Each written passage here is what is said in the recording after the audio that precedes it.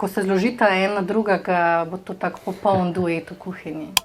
V strogo varovanih, bom rekel, sejnih sobah že kreirajo ideje oziroma od ideje gremo že postopno v razvoj. Tistega leta je bilo v eni od analiz 9% odpadkov, ki sploh ne spadajo v rjavi zabojnik. Ko smo lansirali Organko Daily, ki je res produkt za čisto vsako gospodinjstvo. Kako bi pravzaprav primerjal tekmo na državnem prvenstvu in pogajanja s partnerji? Imate tudi tukaj kakšne strategije? Kaže mogoče tudi naša vrednota, da res želimo živeti trajnostno in spodbujati trajnost tudi pri potrošnikih.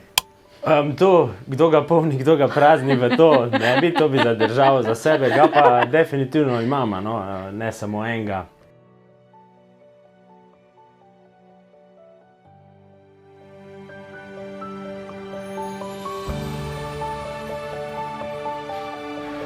Dobrodošli v Skaza podcastu. Danes sta z mano meni dva izjemno draga človeka, s katerima soustvarjam že leto in pol, zdi pa se mi, da jo poznam že vse življenje.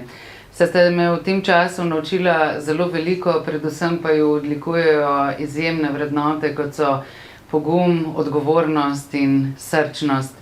Z mano sta doktorica Jelena Rašola, ki vodi strateški marketing, in nekdanji profesionalni športnik, danes pa pomočnik direktorja Skaze. Niko Medved, lepo prosim za uvod, kako bi pravzaprav primerjal tekmo na državnem prvenstvu in pogajanja s partnerji? Imate tudi tukaj kakšne strategije? Večkrat dobim takšno vprašanje in definitivno je kar nekaj usporednic med poslom in pa športom. Jaz sem trden zagovornik tega, da je lahko športnik zelo uspešen poslovnež, ne samo profesionalen, ampak oseba, ki je bila vzgojena v športnem duhu. Zakaj? Šport ti da discipliniranost pri delu, da ti motivacijo, da ti ciljno usmerjenost, da ti vztrajnost in pa predvsem to zavedanje, da za dosego cilja pač se moraš za to boriti. In definitivno eden izmed takih dogodkov ki je primerljiv, so neka pomembna poslovna pogajanja, kot je recimo primerljiva finale državnega prvenstva, kjer je ob vsem tem ključna dobra priprava. Poznavanje nasprotnika v športu oziroma partnerja v poslu, saj le na tak način si lahko pri pogajanjih uspešen. Seveda moraš znati tudi ohraniti mirno kri, biti miren, objektiven, brez čustev, če lahko temu rečem takrat v tistem trenutku, da si lahko uspešen. Mogoče je zanimivo tudi to, da verjetno vsake tekme ne zmagaš in vsaka pogajanja niso uspešna. Tukaj je... Definitivno. Predvsem v poslu je treba še bolj iskati kompromise. V športu, na tekmi, pri rezultatu kompromisa ni. Nekako tudi v poslu ne, ampak pred pogajanji si vedno moraš postaviti strategijo skupaj z ekipo v podjetju, kje so točke, na katere boš bolj pritiskal, ki so bolj pomembne, kje si pripravljen malo popuščati za dokončen uspeh na pogajanjih. Jelena, ti si zdaj z nami že 5. leto, pa vendar nisi takoj začela kot vodja. Kako pravzaprav doživljaš ta razvoj? Kaj ti je bilo najbolj všeč pri njem? Živjati ne. Jaz sem zelo zadovoljna v bistvu z razvojem svoje poti na Skazi, zelo imam rada to pot, namreč podjetju sem se pridružila iz čisto enega drugega razloga in sicer prišla sem za optimizacijo procesov prodaje, to pomeni z implementacijo enotnega CRM-ja. Pol je pa nekako nanesel, da sem bila udeležena tudi v tem, da odprem našo Amazon prodajo v Evropi in novo spletno trgovino in so se mogoče s tem pokazale tudi neke moje digitalne kompetence odprej. Pa so sledili še določeni projekti vezani na digitalizacijo Skaze. Leto pa pol nazaj približno sem postopila v te velike čevlje vodja marketinga, kjer v bistvu najbolj cvetim, žarim, zato ker mi to mesto omogoča, da res razširam krila in delam pač in širino in globino sodelavci in res lahko ponesem podjetje naprej tudi v skladu s prodajnimi cilji. Če tudi v velikih čevljih, se mi zdi, da dobro hodiš. Hvala. Niko, zdi se, da vsako leto pravzaprav težko sploh ovrednotimo, koliko trilijonov plastičnih vrečk se generira vsak dan, pravzaprav vsako leto. Vsak dan napolnimo naše koše z odpadno plastiko in trenutno se soočamo s scenarijem, kjer bi pravzaprav celotno Nemčijo lahko prekrili z odpadno plastiko, zato pravzaprav ne preseneča, da ima plastika izjemno negativno konotacijo. Kako ti gledaš na to? Ja, ta negativna konotacija mene kar pogreje v negativnem smislu, a ne? Če se seveda ta negativna konotacija veže na podjetje, kot je Skaza, pa tudi še kar nekaj drugih primerljivih podjetij, recimo v Evropi, ki dejansko v svojem bistvu prej spodbujamo trajnost, a ne? Kar je za nekoga mogoče, oziroma se mogoče sliši paradoksalno, vi proizvajate plastiko, kako spodbujate trajnost, ampak mi smo, lahko trdim, za regijo v Sloveniji bili prvi, ki smo to začeli spodbujati. Zakaj o tem pravim? Težko najdeš oziroma se pojaviš v prostoru, kjer ni plastičnih produktov. Plastika je okoli nas, ima nekatere zelo dobre lastnosti. Naprimer, zelo, bom rekel, enostavno jo je oblikovati, oziroma jo pripraviti za končni produkt, skozi proizvodni proces. Ima nizko težo. Je lahko dober električni izolator, ima sorazmerno nizko toplotno prevodnost, ima visoko specifično trdnost, ima dobro kemijsko stabilnost. Če k temu pripeljemo še nek dovršen dizajn, zunanji izgled, trajnostni zunanji izgled, in pa, kot sem rekel, v podjetju Plastika Skaza stremimo k kakovostnim produktom z zelo dolgo življenjsko dobo. Potem praktično ta negativna konotacija izveni. Če zdaj pripeljem še nekaj, kar je bistvo Skaze, to je recikliranje odpadnih produktov in jim omogočati vnovičen življenjski cikel, začne ta konotacija postajati zelo pozitivna. Bi mogoče lahko povezal to konotacijo tudi z Lego kockami. Si lahko dovolimo, naprimer, da tukaj na takem primeru vidimo, da tukaj ni problem, ker se pravzaprav prenašajo z roda v rod in ostaja v bistvu taka plastika dolgo let v uporabi.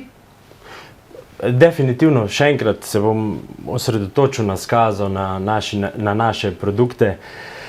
Mi lansiramo oziroma dajemo na trg zelo kakovostne, zelo vzdržne produkte. Skozi projekt pa bomo mogoče kasneje kako besedo več novo življenje. Te produkte povlečemo nazaj, pa ne zato, ker bi se pokvarili, ampak so mogoče dotrajani ali pa dizajnersko ne več tako v skladu s trenutnimi trendi, jih potegnemo nazaj iz trga in jih ponovno uporabimo skozi naš proces. Kar pomeni, da naši produkti ne pristanejo na nekih odlagališčih, ampak jih vnovično vrtimo. Mogoče tukaj na tej točki dodam še dejstvo oziroma v prid plastičnih produktov, da je plastika zelo dober material za recikliranje. Nima omejenih ciklov reciklaže, kot recimo papir, ki vemo vsi, da se da reciklirati, pa je mogoče omejen na 7-krat, da še zadrži neke zadostne lastnosti. Pri plastiki lahko te cikle vrtimo praktično veliko večkrat. A veš, kaj meni je zanimivo, ne? Tako, ko se s prijatelji tudi pogovarjamo o tem, pa plastika gor dol, ne? Mogoče zdaj mi je padel na pamet, da te jaz malo spodbudim, da poveš, kako poskušamo spremeniti recimo elektroindustrijo. Konec koncev smo udeleženi v nekih projektih za razvoj materialov. A bi kakšno besedo še o tem? Ja, zdaj, kadar je... Sorry, ti ne? Ne, odlično, ker v Plastiki Skazi imamo dva ločena poslovna modela. Ena je naša prisotnost v industriji, kjer smo priznano ime kot nek razvojni dobavitelj in proizvajalec plastičnih produktov za naše partnerje, globalne multinacionalke. Drugo pa je naša lastna blagovna znamka. Zdaj, pri naši lastni blagovni znamki vemo, mi se vedno odločimo za trajnostni material. V kar me spodbujaš pa je to, da smo mi iniciator alternativnih trajnostnih rešitev tudi pri naših večjih globalnih multinacionalkah in pri njihovih produktih. Tako. Torej, Skaza iz Slovenije puša oziroma spodbuja te velike igralce na trgu, da v svojih zasnovah novih produktov implementiramo trajnostne rešitve. Ali je to bioosnovan ali reciklat, torej material iz nekih recikliranih sestavin. Kakorkoli pač neko trajnostno noto poskušamo pri vsakem našem partnerju implementirati. In zakaj je to toliko pomembno? Tudi vidimo, glede na to, koliko odpadne plastike konča v naših oceanih, ki so največji generator kisika, celo večji kot vsi gozdovi skupaj. Vi ste pravzaprav najdli rešitev tudi, kako lahko izdelek nastane iz na roko pobranih ribiških mrež.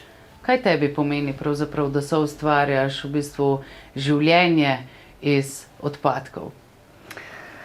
Ja, mislim, ta problematika odvrženih ribiških mrež je kar velika zadeva. Mogoče se ne bi v to zdaj spuščala, ampak mene fascinira, kako lahko ena industrija res poskrbi, da se iz narave pobere ta odpadek. To pomeni, mi ne govorimo o nekem odpadku, ki je reguliran, pa ne vem, gre v nek koš, pa se zmelje in tako. Dejansko obstajajo iniciative, ki poberajo to iz oceanov in potem v bistvu te ribiške mreže predelajo v material.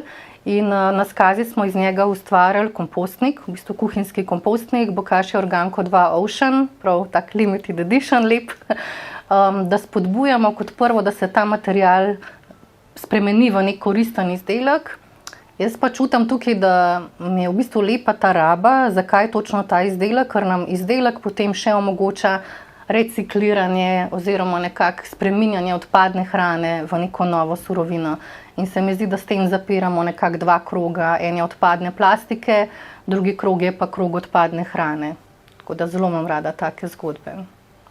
Še za nekaj trenutkov bom ostala pri tej zgodbi, ki jo zaznavamo po celem svetu, v bistvu v delih sveta, kjer ni pitne vode. In se mogoče Slovenci premalo zavedamo, kako v bistvu smo lahko veseli, da odpreš pipo in voda priteče. Medtem ko v določenih delih sveta vsak dan nastaja na tisoče in tisoče plastičnih plastenk zaradi tega in veliko si že zdaj omenjal reciklat. Kaj pravzaprav to pomeni, koliko vrst jih obstaja, če lahko malo več poveš o tem? Ja, to je kar podrobno oziroma področje z veliko globine. Pa mogoče, če ostanemo danes na površju, pa samo predstavimo, kako mi gledamo na to področje zelenih materialov. V naši industriji poznamo praktično tri tipe zelenih materialov. To je bioosnovana plastika oziroma bioosnovani material, reciklat in pa biorazgradljiv material. Zdaj mi v biorazgradljivih materialih ne vidimo prihodnosti, po domače povedano, da to pomeni, da bi lahko naše produkte zakopali v zemljo in bi se ti čez ne vem koliko 10 let razgradili. Tukaj ne vidimo zadostnega učinka na trajnost, zato se fokusiramo na bioosnovane materiale in pa na reciklate. Reciklatov je toliko, kolikor obstaja osnovnih tipov materialov. Je pa bolj pomembno, kako se ta reciklat zbira oziroma kje nastaja. In tukaj je zelo pomembna specifika. Obstaja popotrošniški oziroma post-consumer in pa poindustrijski reciklat. Zdaj, poindustrijski reciklat je, bom rekel, lažje dobavljiv oziroma po nižji ceni, saj je proces za prilagoditev materiala do te mere, da je novično uporaben, krajši, enostavnejši. Pri popotrošniški pa so tukaj kar kompleksni načini zbiranja, ločevanja, sortiranja in pa čiščenja. Zato ta material na koncu pride v proizvodnjo tudi z višjo ceno. Zdaj, v količinah je pa seveda tukaj večji potencial, kot si omenila Tina, popotrošniške odvržene plastike je na trgu oziroma ne na trgu v svetu ogromno. Kar si mi želimo biti sposobni implementirati v naše produkte tako eno kot drugo. Pri poindustrijski pa predvsem naš krog v Skazi zapreti brez odpadne plastike. V proizvodnih podjetjih nastaja odpad, a je to trdi brizgani delci, ki nastajajo recimo ob zagonih strojev, ali pa je to nekako sicer deležno majhen procent, ampak vseeno procent nekakovostnih končnih izdelkov. In tukaj želimo v Skazi priti praktično na nič procentov ali kil plastičnih delov oziroma plastičnega materiala, ki je do sedaj bil ovrednoten kot odpadek. A potem se lahko pošalim pa rečem, da nam materijala ne bo zmanjkalo. Materijala ne bo zmanjkalo, a ne? Še posebej ne na način, kot smo si ga zamislili mi, da se materijal vrti. Na ta način materijala zmanjkalo ne bo. Malo črnega humorja. Ja, vse zato sem vprašala, če se lahko pošalim. A lahko lepo prosim še eno primerjavo reciklat in pa vržen plastika, ne vem, po ceni, vzdržljivosti. Ja, zdaj prej smo omenjali predvsem karakteristike vržen oziroma osnovnih materialov, granulatov. Ko gremo v postopek reciklaže oziroma v postopek proizvajanja reciklata, se nekatere od teh tehničnih zmogljivosti rahlo zmanjšajo. Ne izničijo, rahlo zmanjšajo. Kar pa je še vedno oziroma seveda uporabljivo na določenih produktih, a ne? Na določenih produktih se ne potrebuje tako visok odstotek ali pa tako visoka, recimo specifična trdnost produkta in se zato lahko uporablja granulat. Pri tem lahko uravnavamo glede na naše potrebe z odstotnostjo oziroma z odstotkom uporabljenega granulata reciklata. Kar pomeni, da ne gremo na 100% reciklat, če moramo zadostiti tehnično zelo visokim zahtevam.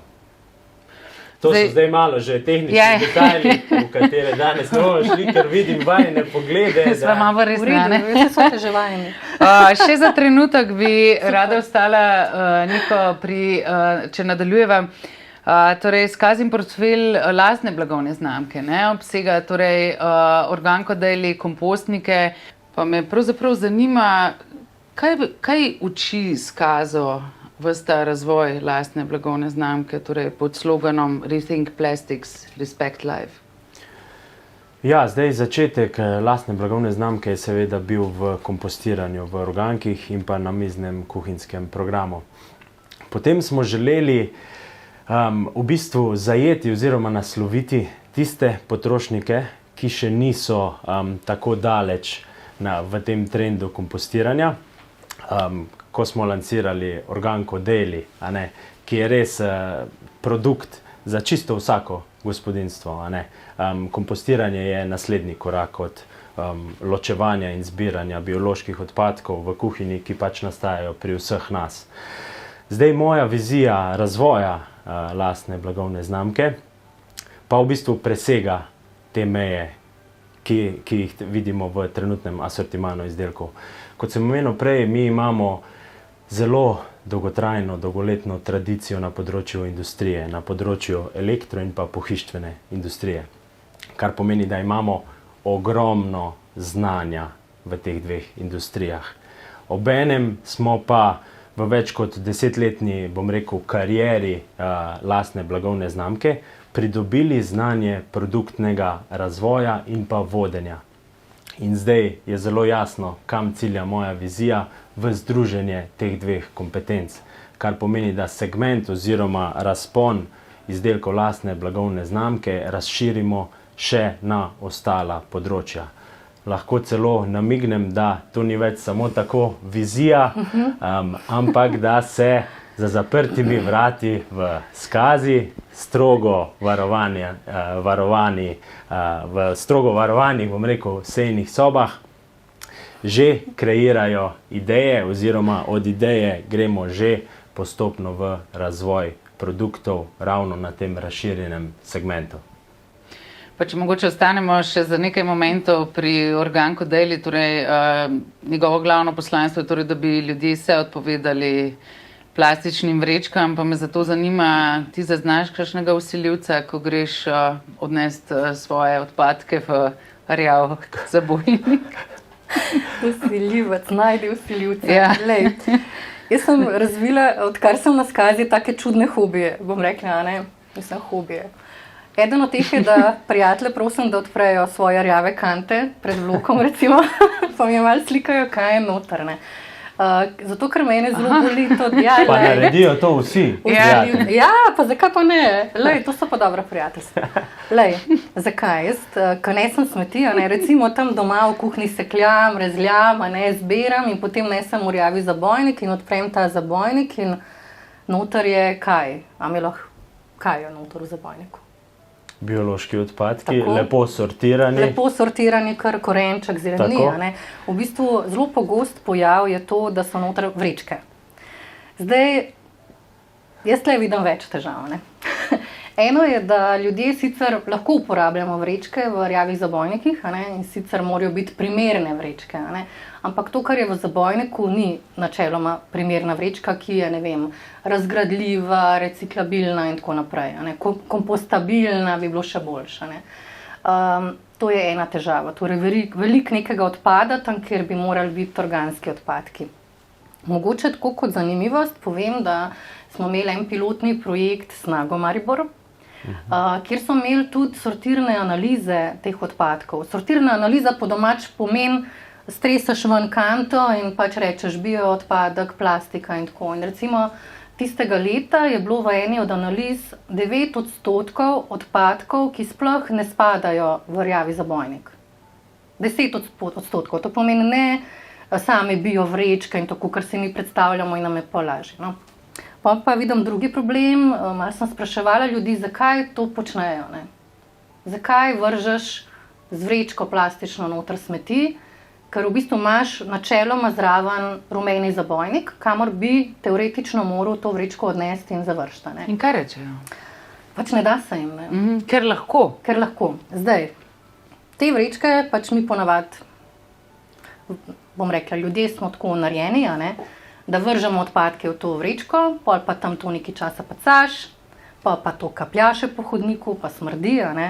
In v bistvu vrečke so bile kot neka rešitev, da je tebi blih vseeno, koliko jih boš uporabil, pač daš v vrečko, odneseš čim prej, načeloma, da ti ne zgnije vse to, in pač samo odvržeš.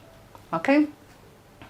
To je zdaj vsiljivec v kanti. Zdaj, tukaj smo poskušali zato razviti izdelek, ki je posodica za biološke odpadke, kjer v bistvu ne potrebuješ vrečke. Vrečko načeloma potrebuješ takrat, ko je izdelek kritičen brez vrečke. Naprimer, vzemimo kovinsko posodico.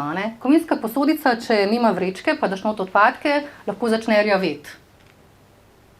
Po drugi strani ne moreš niti oprati, ne vem, v pomivalnem stroju. Če je prevelika posoda, ti noter zgnije vse. Tako da meni je bilo zelo zanimivo, ko smo mi razvijali to posodico, ko smo ugotavljali, kaj potrošnik v bistvu potrebuje. In mislim, da je nastal en tak lep dizajnerski produkt, ki si pač ponosen, da ga imaš na kuhinjskem pultu in ki ima tako lahko uporabo, da ne moreš imeti več tega izgovora, da je to težko. Jaz tukaj, Jelena, pri teh vsiljivcih nisem vedel, kaj je vsiljivec. Sem zdaj pričakoval, ne vem kaj.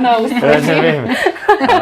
Ampak tu je treba še dodati, in seveda tu je kot nek disclaimer, ampak ni to subjektivno, ampak objektivno na podlagi analiz v skazi. Na splošno ocenjujemo, da ta biorazgradljivost ni zadosti, tudi v primeru biorazgradljivih vrečk.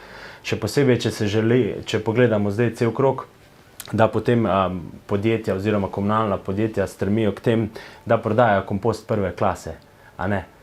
Do takrat, da to preide v prodajo ali oddajo, da ne bom zdaj, ker ne poznam poslovnih modelov, do ponovne uporabe tega komposta, se ta proces razgrajanja po naših ocenah še ne zgodi, ampak se dogaja šele kasneje. Pač zato je ta biorazgradljivost pri nas tako na zelo tankem ledu.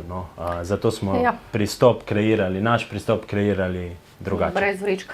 Po domač povedan, če bi sama hotela pridelati svoj kompost, bi želela, da so noter delci razpadle vrečke.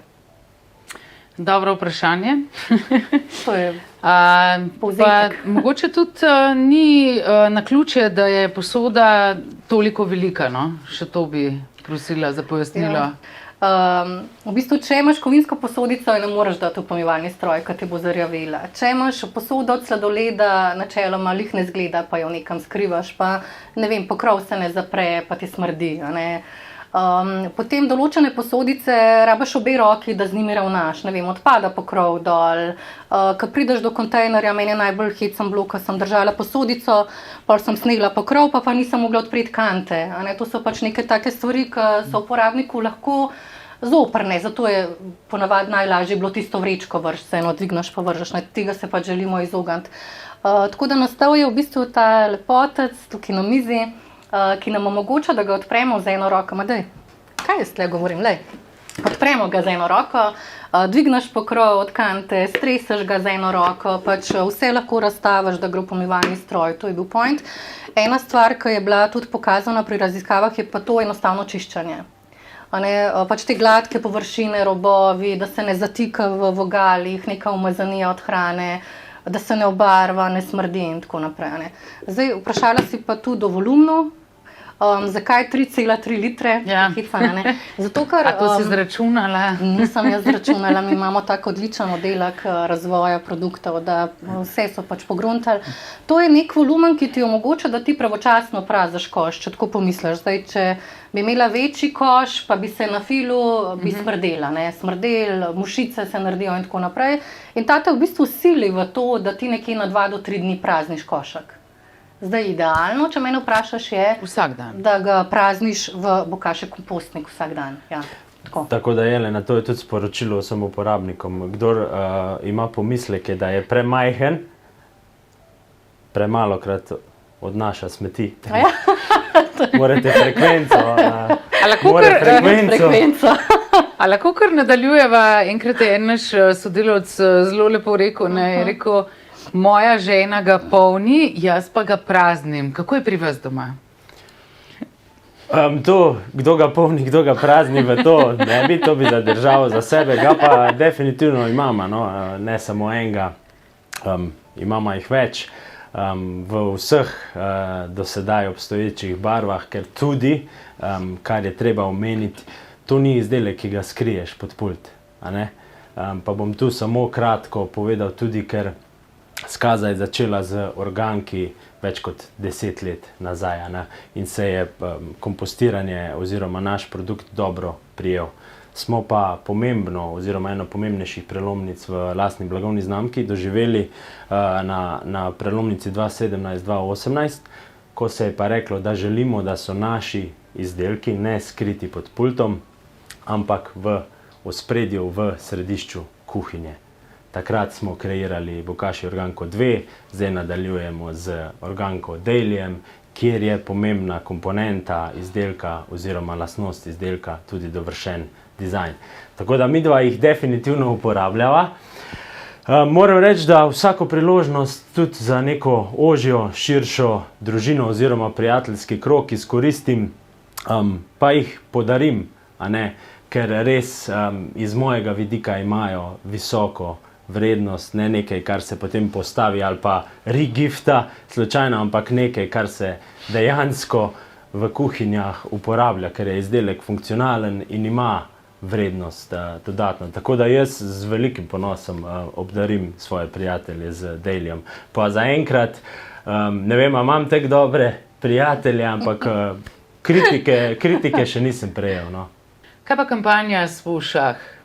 Kako učinkoviti smo bili z njo pri prepričevanju ljudi, da je to nekaj, kar sodi na vsak pult?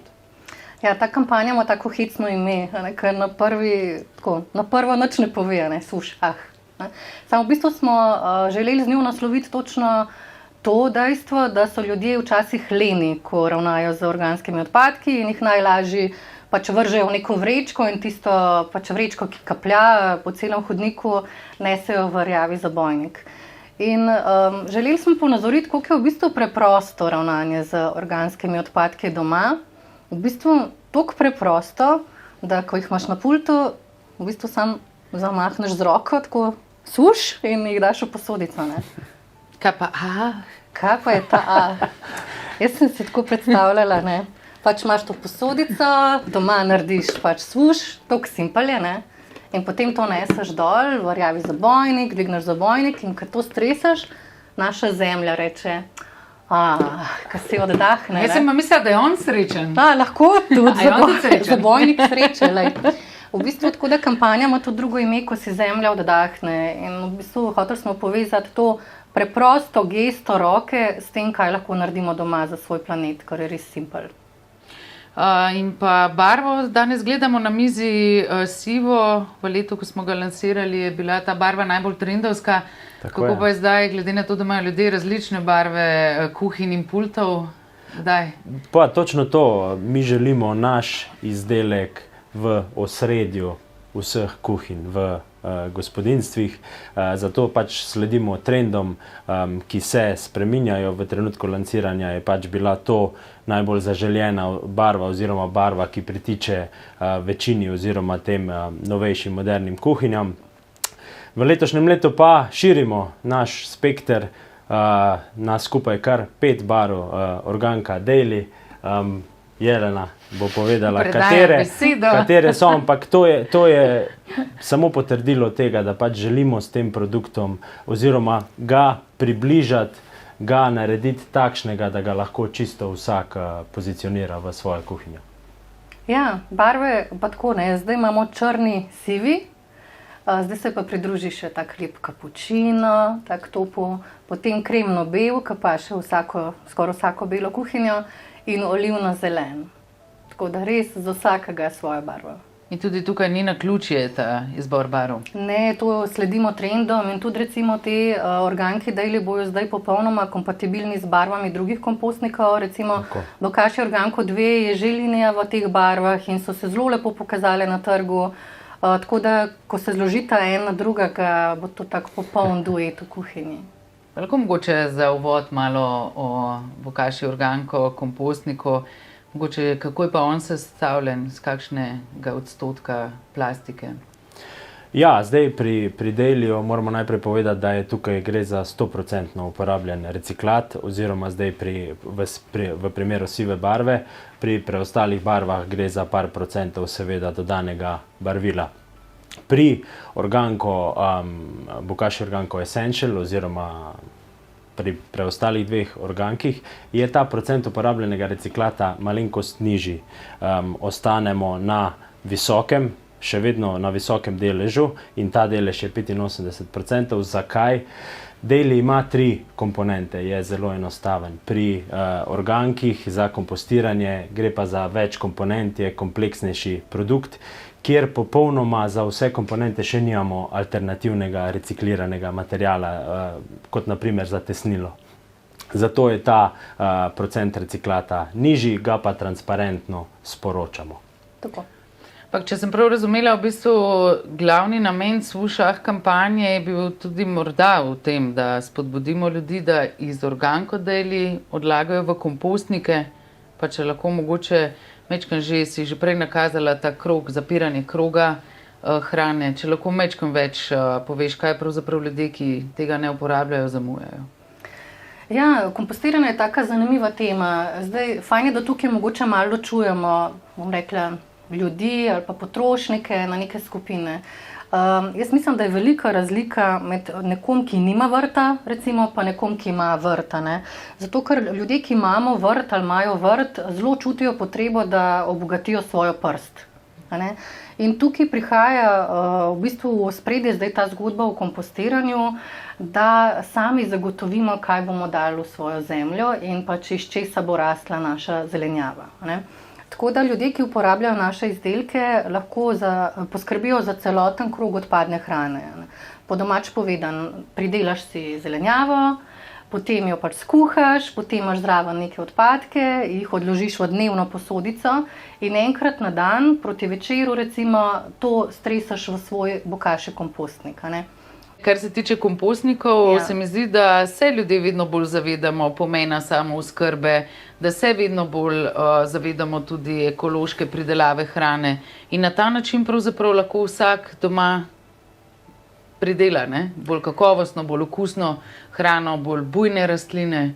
Res je, in tukaj ne gre za neko napihnjeno obljubo, v bistvu ta metoda, če jo primerjaš znanstveno, pač raziskave, kakšno osnovo za komposti dobiš v primerjavi recimo s kompostom, ki nastaja v kompostniku zunaj, so raziskave pokazale višjo vsebnost mineralov in vitaminov v tej Bokashi masi. a ne. In ta masa, ki jo mi dobimo iz bokaše kompostnika ven, ima tudi druge prednosti. Naprimer, ne gnije, a ne, pač ta masa ne gnije, izloča manj toplogrednih plinov, pol naprimer privablja deževnike, to je taka zanimivost, ne, da v vrt pride še več deževnikov, ki to razgradijo. Poleg tega se pa v kompost spremeni v nekje 2 do 3 mesecih. Zdaj, če primerjaš to z nekim tradicionalnim kompostiranjem, tam lahko ta proces traja pol leta, včasih pri nekaterih tudi 1 leto. A ne? In s tem res zagotoviš potem zase, da veš, kaj si dal v zemljo, a si tu dal mogoče kakšno hrano, ki je, ne vem, našpricana s pesticidi, načeloma tega ne delaš, a ne? Ampak poskrbiš za to, da to, kar gojiš, je polno hranil prav zares. In to so pravzaprav hranila, kot so dušik, fosfor, kalij, tudi vodna zadrževalna sposobnost zemlje postane boljša. Tako da zdi se mi, da mene res srčno veseli, da je to trend, kjer pravzaprav tudi mi z širjenjem našega poslanstva vidimo, da se vse več trgov pozitivno odziva in da pravzaprav so mogoče kakšne take skupnosti, ki so tebi mogoče najbolj zanimive, Niko, da tudi mislim, kot lahko skupnosti, ne samo kot posamezniki, ne, da ne govorimo še to možnost.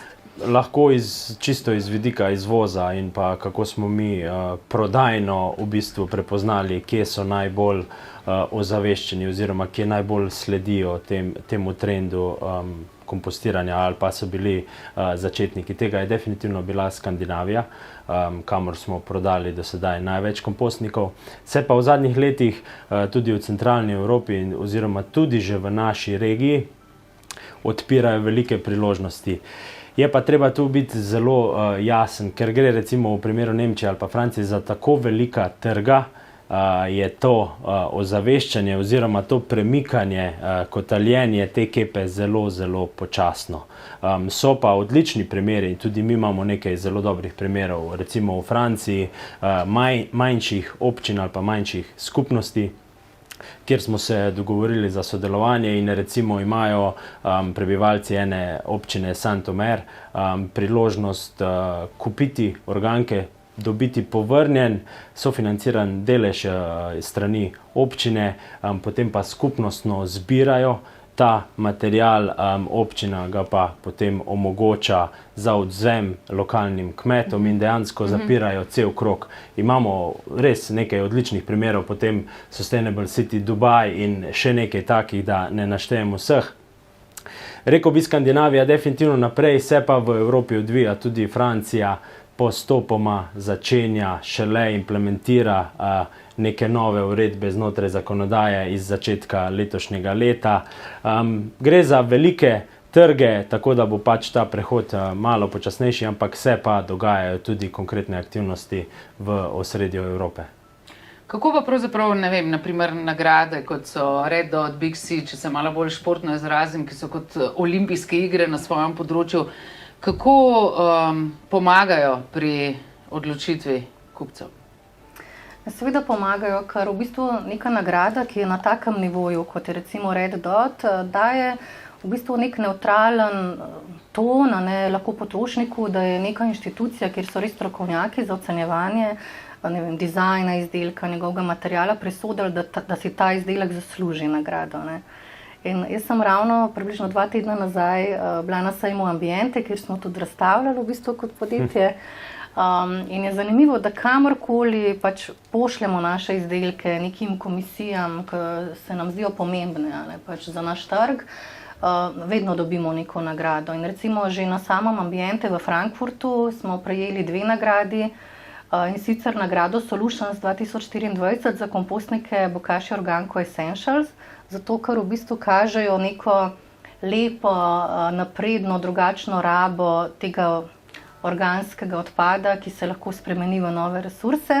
Hkrati smo pa prejeli še nagrado Ethical Style.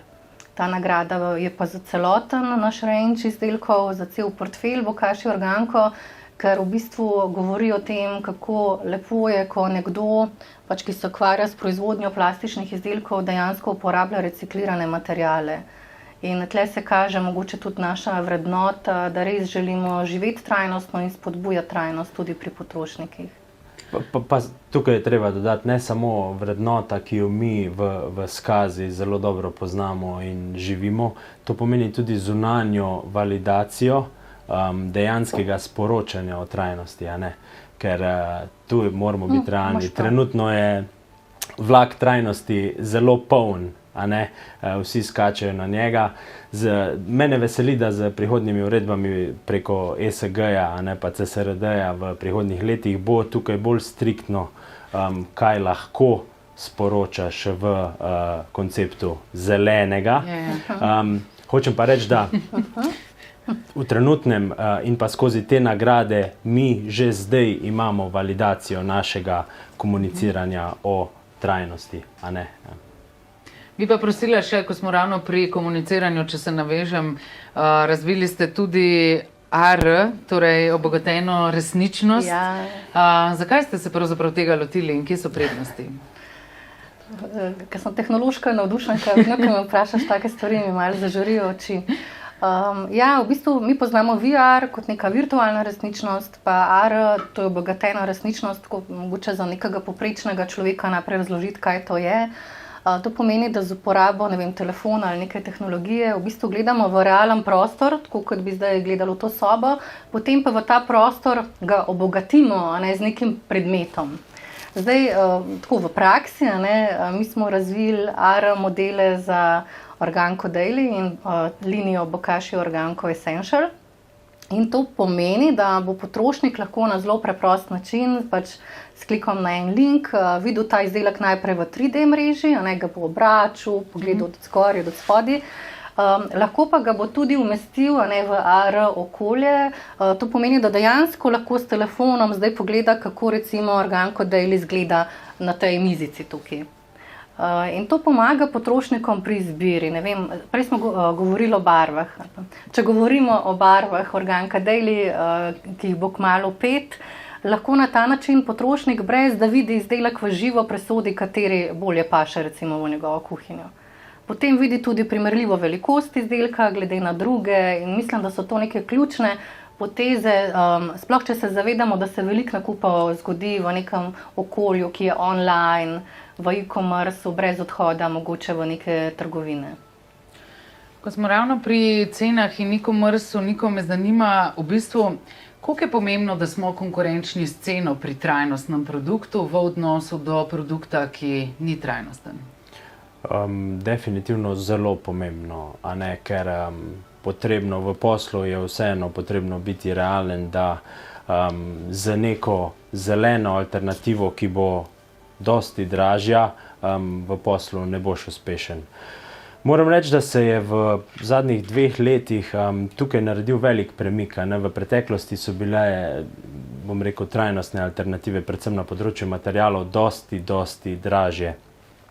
Očitno so se zavedali tudi proizvajalci materiala, da morajo tukaj narediti korak naprej in grejo korak naprej, kar pomeni tudi cene alternativ so dostopnejše, ker na koncu koncev vsaj mi v skazi vedno, kot sem rekel, ponujamo alternativno, bom rekel, bolj trajnostno usmerjeno rešitev, ampak pod pogojem, da smo lahko tudi cenovno konkurenčni s to rešitvijo. Pa če ostaneva še za trenutek tukaj, lahko že kaj poveš o digitalnem potnem listu. Obeta se, da bo šele postal obvezen in kar nasmehe narisal na tvoj obraz. Ja, ker zdaj razkrivaš vse naše skrivnosti, ampak ja. Pa moram reči, da tukaj spet smo trendsetterji, a ne, ta digitalni potni list se napoveduje v naslednjih 2-3 letih, da bo nekako obvezen, tu je še dosti nedorečenega, mi smo to priložnost zagrabili, kar pomeni, da bomo prvi orali ledino, pomeni tudi, da ni enostavno, se sproti oziroma se na projektu marsikaj učimo. Jelena se smeje, ker sodelujemo na tem, ker je ona skrbnica tega dela digitalizacije, ampak v svoji osnovi digitalni potni list omogoča tudi uporabniku vpogled v celotne, bom rekel, v celoten potni list oziroma vse pomembne podatke izdelka končnemu potrošniku. Ti podatki so validirani, tukaj ne govorim samo o teži, a ne o volumnu izdelka, ampak dejansko o izvoru materijala, o deležu trajnosti, kdaj je bil v naši proizvodnji narejen, še nekaj takih tudi informacij o podjetju, o procesu nastajanja izdelka. Celo naredili smo še eno drugo zadevo, ki bo pa interno usmerjena, da bomo lahko tudi mi spremljali učinkovitost proizvodnje posameznega izdelka z digitalnim potnim listom. Ta dostopnost bo seveda zaklenjena za zunanjega uporabnika, ampak tukaj smo res zastavili en zelo dober projekt. Jaz ga v taki obliki še nisem videl in počasi se zaključuje, tako da delamo zadnjo piljenje končnega izdelka, tako da se veselim, da ga tudi lansiramo. Ja. Bi še kaj dodala? Tako mi čakam. Hvala. Jelena, jaz ti rada rečem kraljica Excela in če grem še korak dlje, se včasih sama pri sebi pošalim, ker si me pač v bistvu Excela naučila ravno ti. Vse, kar sem v življenju od Excela zamudila, sem zdaj nadoknadila. Lepo, hvalno. Bi te pa mogoče vprašala, čisto tako, kakšna je vloga v bistvu Excela in dejansko strateškega marketinga pri uvajanju novih produktov? Zdaj Excel je meni tako kot temelj bivanja, tako kot tebi hrana. Tako da ja, pol včasih res, ko se pogovarjamo o marketinških strategijah, jaz začnem odpirati svoje Excele. Ampak v bistvu, verjetno si hotela vprašati, kako marketing sodeluje mogoče pri razvoju produktov. Tako sem začutila tvoje vprašanje. Teh novih produktov. Ja, in tle je ena taka specifika skaze. Mogoče ena zanimivost, da recimo letos je predano meni vodenje projekta za razvoj produktnega portfelja. Zdaj pa mi pokaži še kakšno podjetje, kjer v bistvu strateški marketing res strateško lahko vpliva na poslovanje podjetja celo v tej meri, da diktira, kateri izdelki bodo šli na trg. In tle se zdaj združuje kompetence, mislim, da razumemo, jaz sem tam samo kot vodja tega projekta, ampak združujemo kompetence res ključnih oddelkov in delamo zelo sodelovalno, da pridemo v bistvu do nekih izdelkov, ki jih bomo lansirali v prihodnje. Pa mogoče tako kot en namig, včasih se sprašujemo, kaj narediti s temi kompostniki, a je še kaj za tem. In trenutno, naprimer, se na trgu pojavljajo električni kompostniki. Kaj pomeni električni kompostnik? Pomeni, da je to ena naprava, ki jo ti pač vklopiš v elektriko in potem ona s toplotno obdelavo v bistvu tvoje ostanke hrane predela v nek kompost. Zdaj, glede na to, da trdimo, da smo trajnostno naravnano podjetje, smo se tega kar previdno lotili najprej z eno raziskavo. In ta raziskava je pokazala, da, bom rekla, ni vse zlato, kar se sveti, če lahko tako povem. Ker električni kompostnik lahko porabi tudi zelo veliko električne energije. Zdaj, kako to v trajnost vklopiti. Potem druga plat, s tem segrevanjem mase, lahko opustoši vse, kar si ti dala noter, vseh, veliko hranil in mineralov. Tako da tudi to, kar dobiš ven, ni nujno uporabno. In najdli smo en izdelek na trgu, ki je tudi umeščen zdaj v naš prodajni portfelj, ki je zelo specifičen električni kompostnik. In sicer poseben je potem, da v bistvu za svoje delovanje potrebuje efektivne mikroorganizme. Zakaj? Ker veš, da je to pač kompostiranje, metoda kompostiranja, na katero mi stavimo. Ravno zaradi tega, ker ven dobiš output, ki je izredno bogat, z minerali in vitamini, pač tisto, kar zakoplješ, da bo osnova za tvojo hrano v prihodnje. In poleg tega je ta kompostnik v primerjavi z drugimi troši dosti manj električne energije. In tudi v bistvu ne uporablja tako visokih temperatur za predelavo. Tako da poskuša, zato ker drugače bi ubil, po domač povedan, tudi mikroorganizme. Prednost električnega kompostnika recimo pred klasičnim kompostnikom je to, da ti nekako zmanjša volumen odpadkov za 90% in to v precej kratkem ciklu, v 24 urah. Tako da tukaj je recimo zdaj en tak trend za ljudi, ki so taki, kaj jaz, ki imajo radi to neke gadžete, pa tako, v bistvu, ali pa če jim je mogoče kaj prezahtevno, to je pač ena skupina kupcev, ki jo lahko s takim kompostnikom nagovoriš.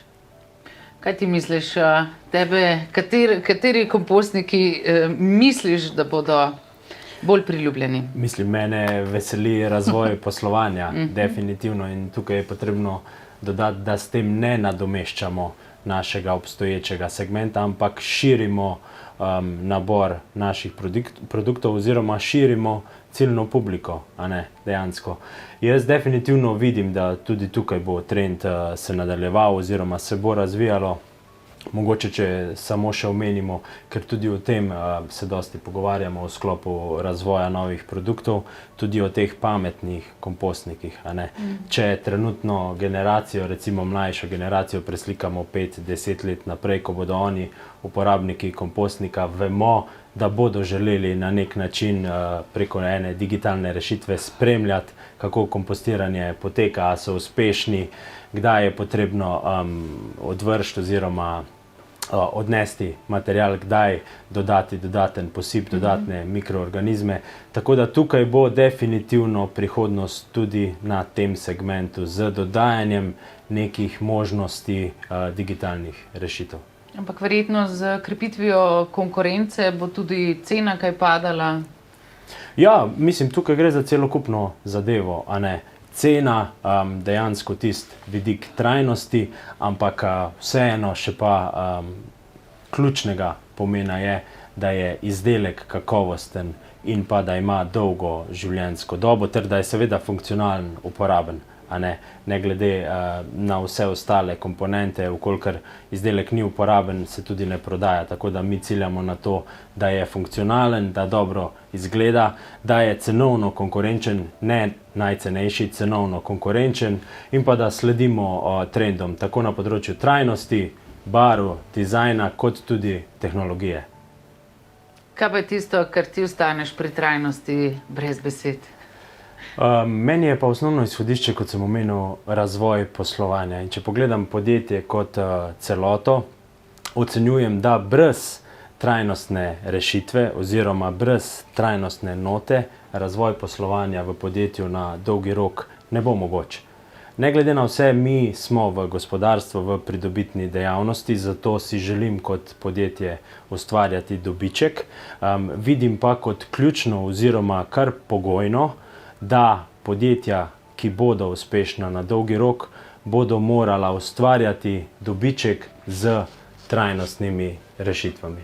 Brez tega ne bo šlo in kakor smo zdaj zastavili strategijo in pa vizijo ter konkretne načrte v podjetju Skaza, smo ukomponirali obe poziciji v našo pot v prihodnosti.